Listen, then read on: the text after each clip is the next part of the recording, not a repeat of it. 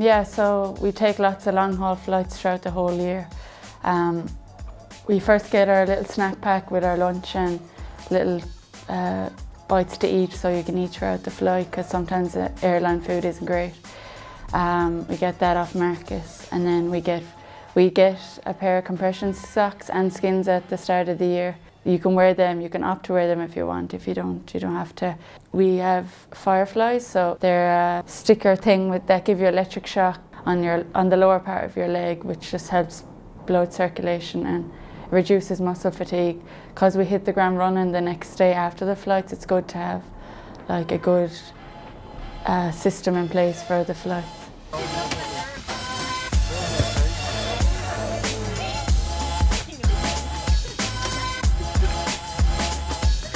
Yeah, Victoria is one of my favourite places on the series, just because it's like a little walk-in city and there's just so much to do, because it's like there's like the Fisherman's Wharf, and that's like all these boat houses, and it's just so much nice fish and like stuff to eat around there. So the girls always have a good time going shopping there and looking around, and the weather's always good too.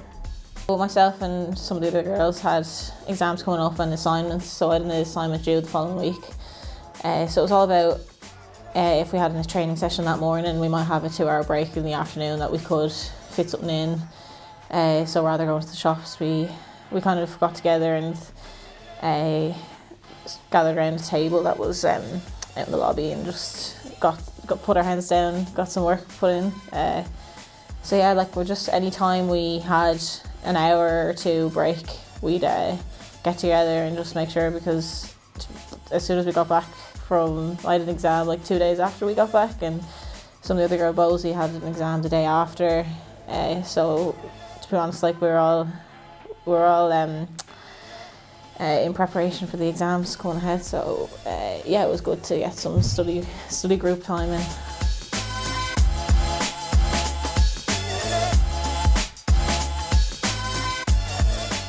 The actual session itself is good because we have to train where we want to play, and just focus. Just literally, this session matters a lot, so it's just great to start from scratch. Yeah, back, yeah. Oh, dude! Toes. Go. I need more. I got these.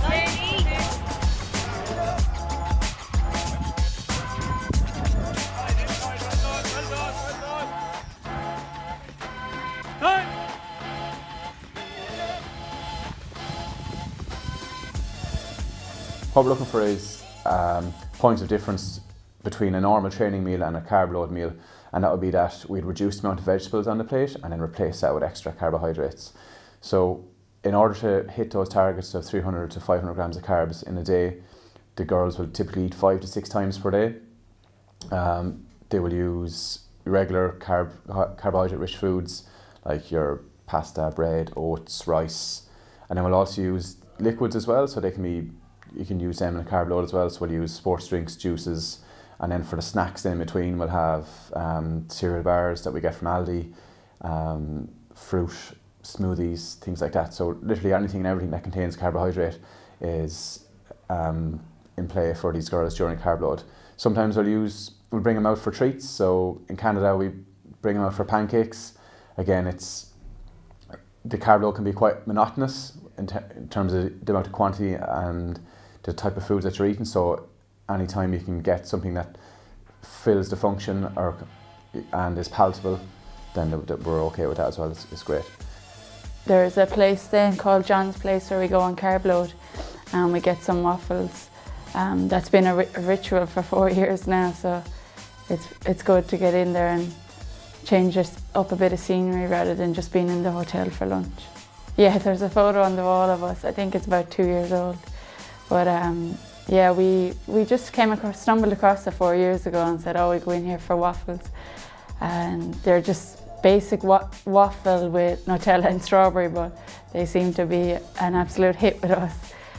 It's good vibes in there as well, like they play a jukebox and like it's real good buzz, and it's a really nice place. 1, 2, 3. Lads, I just think.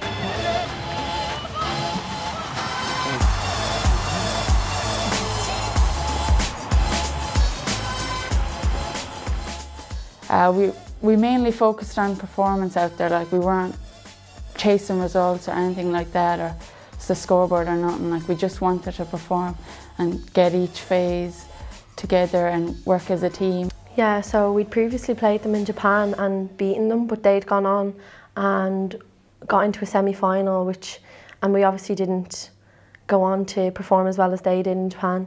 So we knew it was going to be a tough game because they beat us in Dubai previously this year. So it's always a good battle. So yeah, we only scored 1 try in that game, and that was the only score of the game, 7-0. So it's a really tough game. So she's 5 metres short. Again, the whistle goes. Another penalty for Ireland. Quick tap and go. Stacey Flood almost at the line. Pass on the outside to Galvin in the corner. Louise Galvin underneath the post and touches down. Yeah, I think it kind of gets rid of the nerves to just get the first win. Like, it's so nerve-wracking, the build up to a Sevens tournament, because you can't get too into it because it's not one game. You have to build yourself up and bring yourself back down.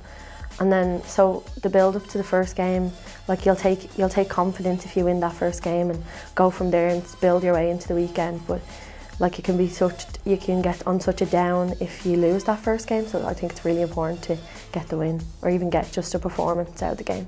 Are we going to get better? Yes. Yeah? Let's recover. Get ready for the long girls. Legally. And Ireland go again. Stacey Flood, little step off her right, still going. Flood on the outside to Murphy-Crowe. Much better by Ireland. It actually came to the second half and we actually turned it around. We ended up scoring 3 tries in the second half to their 1 try, which was a really great, but we just all dug in and kept at it, and we ended up getting that performance in the second half, which we were really proud of, but we were disappointed about the first half. Yeah, so we've actually never scored that many tries against them. Obviously they sit first or second on the World Series and they're gold medalists and stuff, and we know that. So we just came up with a game plan for that game, and I don't think we really executed it in the first half, but the second half we scored 3 tries against their 1, and like we took huge confidence out of that because we'd actually never scored 3 tries against them. So I think we had a great performance, and we really stuck to our game plan in the second half. So hopefully if we play them again this year, we'll get like a good first half performance and then build into the game instead of just showing up in the second half.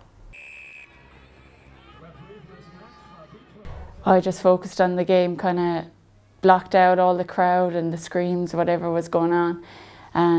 But yeah, they were the host team and we beat them like in Japan, so we were confident but not complacent. First blood for Ireland as Galvin spins out of the tackle.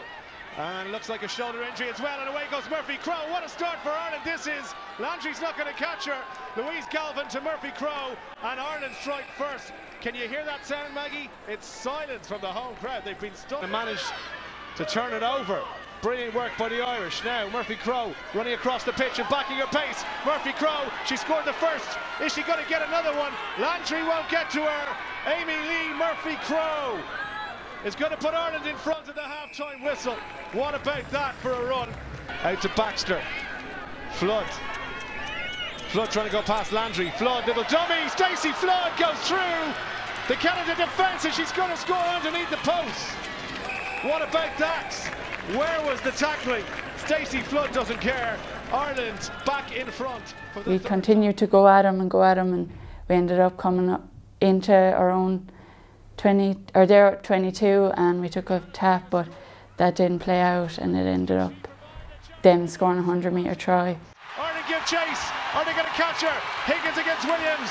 Sprint for the 22. A sprint for the line. And Canada strike at the death. We just let it slip away at the end. They got a try after the buzzer, which is just, no team wants to hear that, but that's just sevens. Like, the ball doesn't go your way, or someone gets thing and runs the length of the field. Like, they went from their own try line to our try line, and it was just, it's tough to take. To win the game, Ghislaine Landry knocks it over. Canada snatched victory from the jaws of defeat, and Ireland. Yeah, so that game finished against Canada, and we headed home on the bus. It was really good atmosphere, really good chat amongst us, talking about the games that we just played, and like we were confident going into the quarterfinals that this was where we wanted to be. Like, we don't want to be in the bottom 4. We want to be in top 8. Like, we deserve to be in quarterfinals because we performed so well on day 1. and then we found out we had France. And we weren't happy with how we performed against them, and we know how they play. So we weren't happy with our performance at all, and I think that's the one game we'll look back on and say, like we just let that go. We didn't even perform as well as we did in the Australian or Canada game. Whistle goes. Lucy Mulhall from County Wicklow in the south of Ireland gets up. So obviously we know Fiji really well, and we actually had a great win against them last year after the buzzer in Canada. And so we went in this year, and like, girls, all we need is performance. Like, we're coming off the back of the French game, not having a performance. I was like, we want to get back into that like good vibe with the team and see what we can do, and obviously it worked. Like, and it looked like it did go forward from her, but the referee says play on, and Galvin through the gap herself into the 22. Louise Galvin for Ireland, lovely change off the right foot. Stomping Fiji, Flood. Little sidestep as well. 2 on the outside, O'Flynn calling for it, and O'Flynn gets it. Going to back herself in the corner. Audrey O'Flynn for Ireland. Try time. Version attempt then from Lucy Mulhall. Looks good from here. Flags go off. 6 for the rest of the game. Ireland ahead by 7. The top just got that little bit harder. And Stacey Flood goes in the corner. And that will be the end of that for Ireland. They'll go through to the 5th place final. It's a big scalp for the girls in green. And girls went out against Fiji and absolutely blew them off the park. Like, they had to defend for a good few phases, but the ability to actually turn around from that France game and perform so well was just it showed great character. because we had played them the previous day and lost after buzzer, I think we were like, oh, we need another go at this team. I think we went in and was like, oh, we just kind of had to let it happen, but we didn't. Like, we kind of took our foot off the gas and we didn't start out well. They kind of got 1 or 2 tries, and then it took a few minutes to get into it, which you don't have time for in sevens. Hand side, Tyrrell seems to be okay after being winded. Hannah Tyrrell, wrong foot's the defender, and Ireland will finish with a try. I think it was a really positive tournament for us. The week leading into it, training was great. Like, the tournament, all we wanted was performances. We got many of them. That's been brilliant, and we just have to bring that every single time we train now. But it's been really good. So leading into France, I think we're pretty confident that we can actually go again and focus on performances again and forget about the results, forget about the scoreboard, and just chase each moment as it comes.